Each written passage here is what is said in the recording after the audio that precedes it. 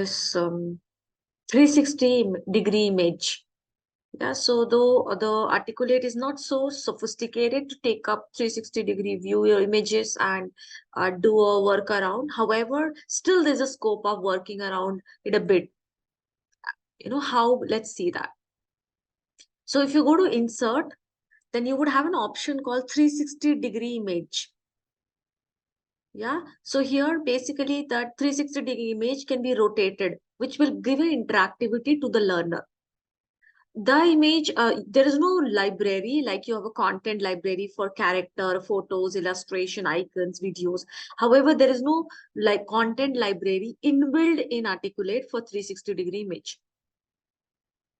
So what you can do, you can search on Google, or if you have something in your computer as a 3D image, you can use that. Often using a panoramic image can be also a way to give a 360-degree feeling. So what we do first thing is we insert the image. So I can show you what all different interactivity we can have it using image. So one is you image or the hotspot, which you did. Without hotspot also we can use an image and insert the hotspots on it. And then this is another option available. So what we do, we basically click on 360-degree image so that we can go and insert that particular 360-degree image. So I'm just kind of grabbing that some images over here. I'm able to save some of these 360-degree images. So I'm just taking this image. It's a Hubble telescope. There we go. It says that usually 1:2, 2:1 is a appropriate dimension. However, I'm saying yes, I still want the image to be inserted over here. Yeah, so there we go. You can always decrease the size if you want to keep it just a little bit like this in the center. Or if you want to stretch it completely, you can keep it in the stretched way also. So let me keep it like a full screen over here. Now, once this is inserted, you will have this small, note which says edit. Yeah, so we need to basically click on the editor so that we can edit the image accordingly. When we say edit, basically, if you see here, it's mentioned editor to customize the marker, hotspot or triggers if you have any such plan. So I'm going to click on this edit. Okay, so now have a look. Once you click on the edit, you will be able to view the image. Prior to that, you couldn't, unless until you play it. Like if you do review, then only you will be able to view. So now, right now, you can say this is your 360-degree image preview. Not that great, but still somehow it gives a feeling of a 360-degree, as you can see it over here in this particular image. So what we do now, you can go ahead now, check out these options. They're on the top panel. The moment you click on the edit button, you will have this option appearing, marker and hotspot. Yes, so here, if you want, we can go for a marker where each part of this Hubble telescope can be explained over here with the help of marker. Now, what I have done, I have taken this image from the PowerPoint where description is given. But in the PowerPoint, there is no interactivity. Like if you see here, this is where the image is from here. These are 360-degree images you can see if I rotate and show you. These are better 360-degree if you see here. But there, that option is not there. It's very limited. So what I can do, I can take up the description. Let's say this is about the aperture door, and I can go ahead, insert that marker. Let's say marker over here, because this particular marker is indicating the aperture door. And I can also go ahead and insert the description if I want to give any separate description to the learner, which is absolutely needed because the whole purpose of showing him a 360-degree image is basically you can also drag it and place it where you feel it will be relevant. So this is the aperture door. Yeah, likewise, scroll and go. These are the solar panels. So I can again create a marker and I can say solar panels. Right? And I can perhaps also go ahead, add a descriptor. So I'm going back to the original source, the image, and taking some descriptors from there. This can be done also using the hotspot. Yeah, so right now this way. And there are basically two, you can say two solar panels So I can again scroll towards the other side and perhaps show this also, this particular. So again, adding up another hotspot, another button,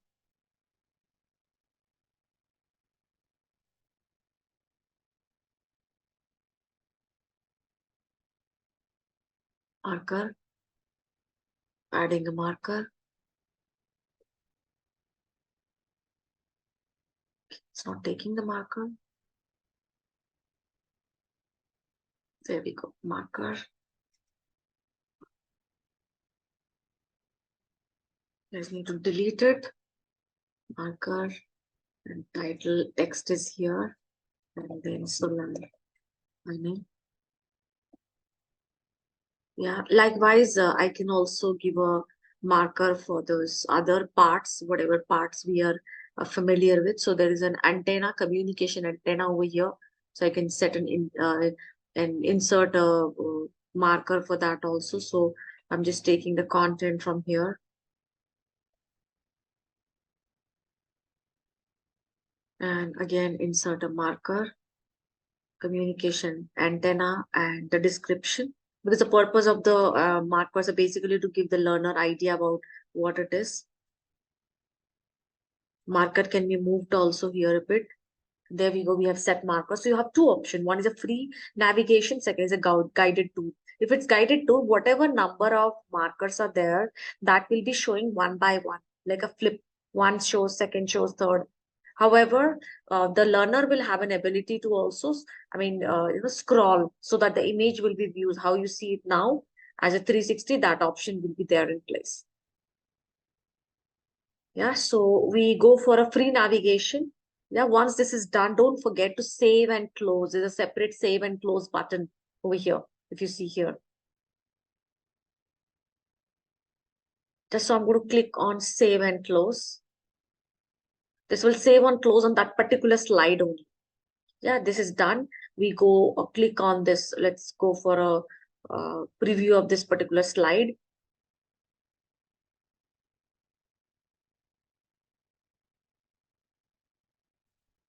Yeah, so there we go. As a learner scrolls, click on the button, we'll be able to read the description. Yeah, further scrolls, we'll be able to see the description. What is it? Aperture door. Again, scrolls further, see the description. Description. So learner can view it all through, 360-degree image. So it gives a complete view. So what you're doing is basically you're using an image and making an image interaction. So this is what it is. Now the same can be done also with the help of your hotspot. Let me show you how that can be done. So again, we go and insert an image. Of course, 360. So I'm taking this same, but preview is a little different. Yeah, so image is inserted. The moment you insert, you will have this button, edit 360-degree image. Click on it. Yeah, and then have a preview, have a look that whether it's really suitable one, can you really use it? Because this is what the interface is. This is how you can view this particular image. So there's a limitation. If you see here, when I was showing you over here, this image, I just show you this image. Let me show you this one. And if I just rotate, it completely gives a 360-degree preview. You can see here. The aperture door, the solar panels, antenna, everything is so prevalent. But you may not have it over here, 360. So often for a 3D kind of exercise, this wouldn't be that good. But again, at least it brings some interactivity. So what you do, you can now insert a hotspot. So let's say we're going to insert a hotspot for communication at antenna. So we click on the first, we of course go to that place. Let's say here is a communication antenna. We set a hotspot like this. Yeah, and then enter communication antenna. Description can be also given. Let me not give the description this time. And then you have your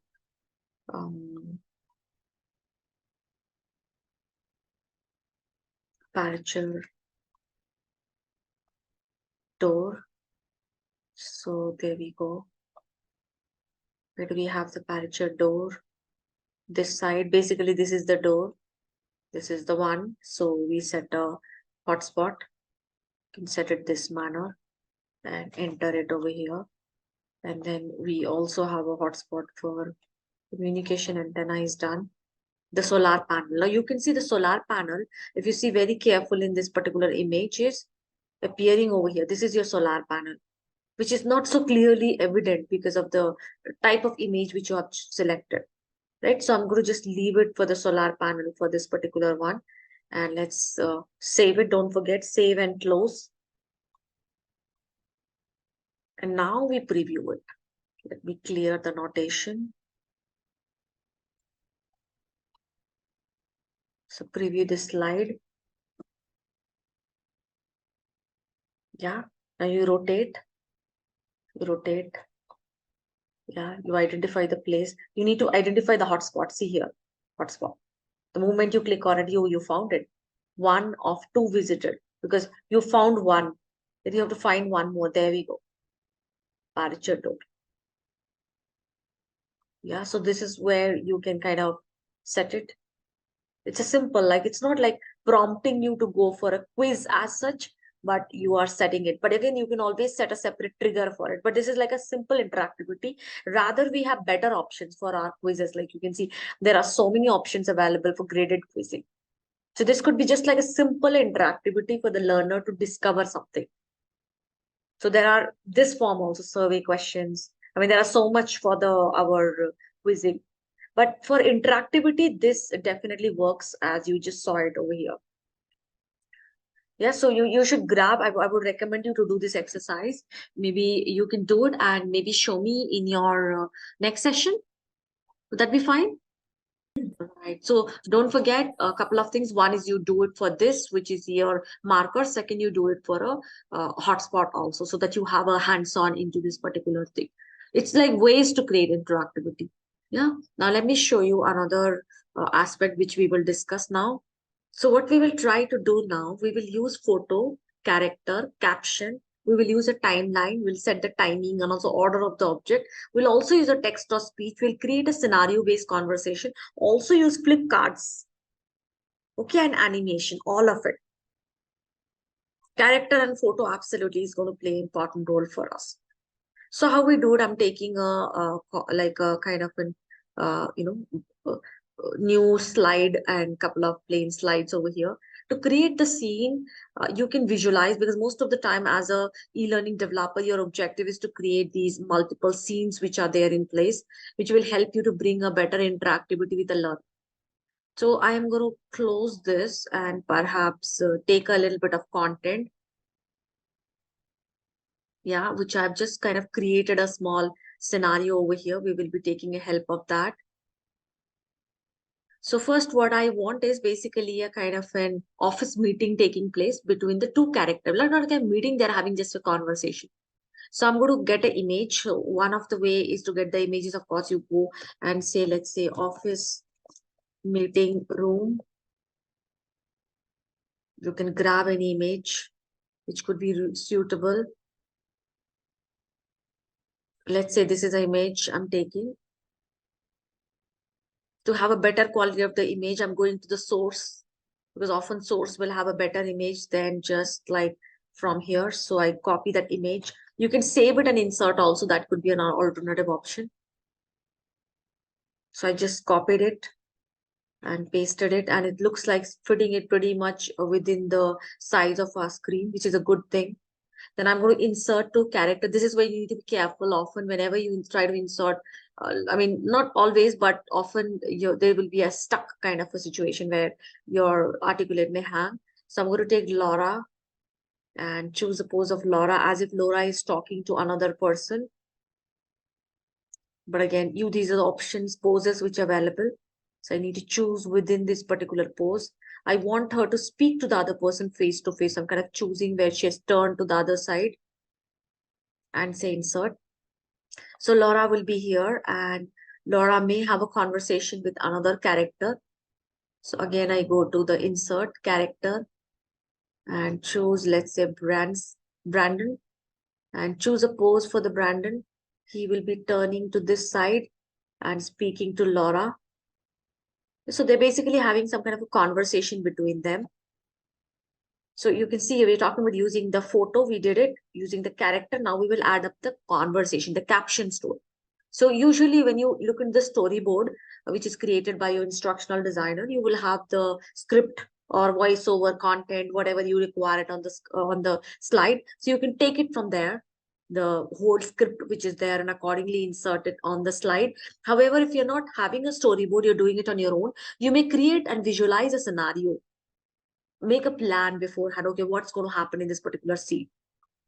So I thought maybe these two characters will have a conversation with them about a particular project, and that particular whole scenario is already created over here. So what Brandon is going to do, he's going to say a dialogue to Laura. Yes, so you can also do it. It's not like you have to do it right on the spot, but you can imagine a scenario and accordingly have a conversation between the two or multiple characters. So I'm going to insert the captions now. There we go. Insert a caption, insert the text over there in the caption, and there we go. Yeah, and if you want, you can change the caption color also. Let me keep it like this. Yeah, and then Laura is going to respond. So I need to have another caption for Laura. So I just copied, made another copy of it. But of course, the text is going to change over here. So from your storyboard or from wherever you have created a plan, you may take the text. So I'm going to take a text from here, which I have created as a plan just to give you a quick idea. So this is a conversation. So what Brandon says, basically he's congratulating Laura and saying you did a good job getting the project from this particular client. And Laura thanks Brandon and also says yes, it is a effort of Al's also who did it, right? So this is where Laura asks a question: when is a project meeting? So we have another dialogue which is going to appear from the your this Brandon. So I've created that dialogue also. So the meeting is basically tomorrow. Yeah, so this dialogue will go for Brendan over here. See, the dialogues are overlapping, but don't worry, dialogues would not overlap because we will arrange them in the timeline in such a manner. So this is your slide one. And now it is tomorrow. This is where the meeting starts. So again, you grab an image. So I'm just going to insert an image from the image source, which I've already created. So I go to image, I go to file. I can copy paste from the internet also, and I can grab that particular image.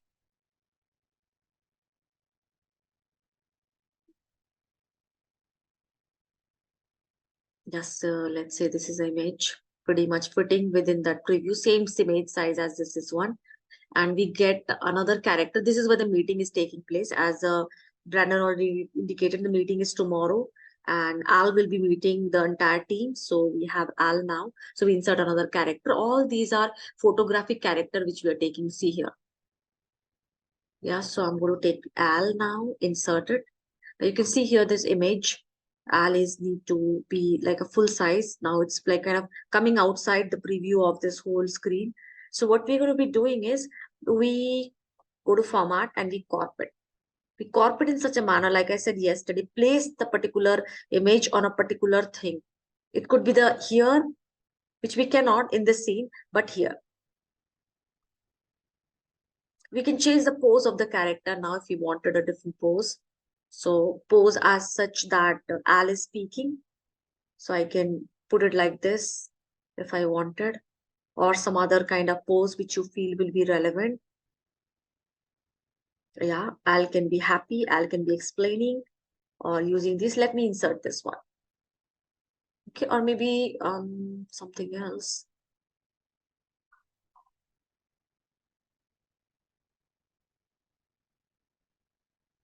Okay, so let me keep this over here.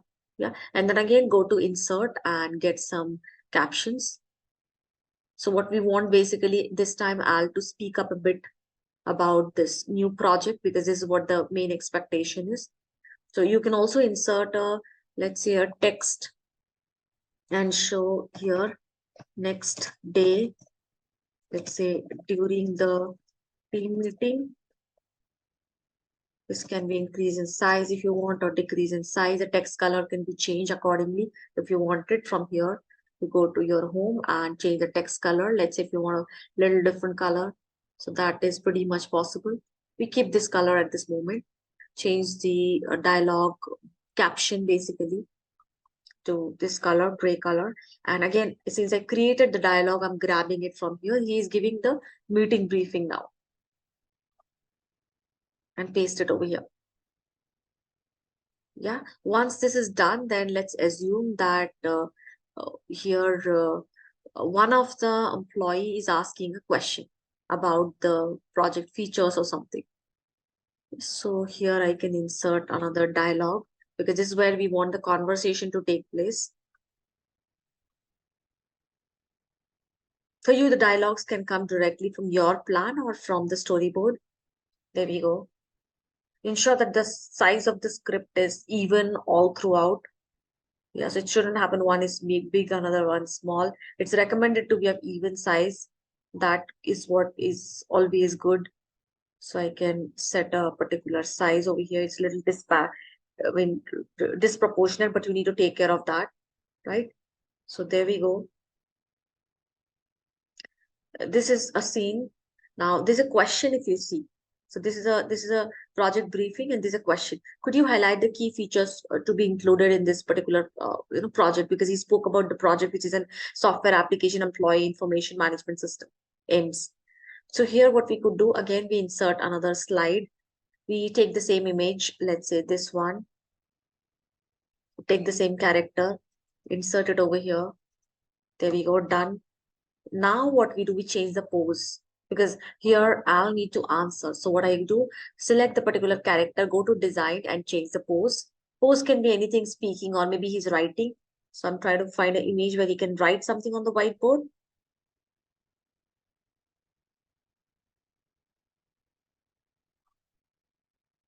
So this can be an image or, okay, this can be another image which can be considered. This can be another image. Or if you want this image, this can be also considered as if he's writing using a pen. Yeah, so there we go. If he's trying to use this and write, answer the question. So again, the script is here. Now you need to watch out for this particular scene. So we are trying to basically build up on a scene, a scenario basically. So there we go.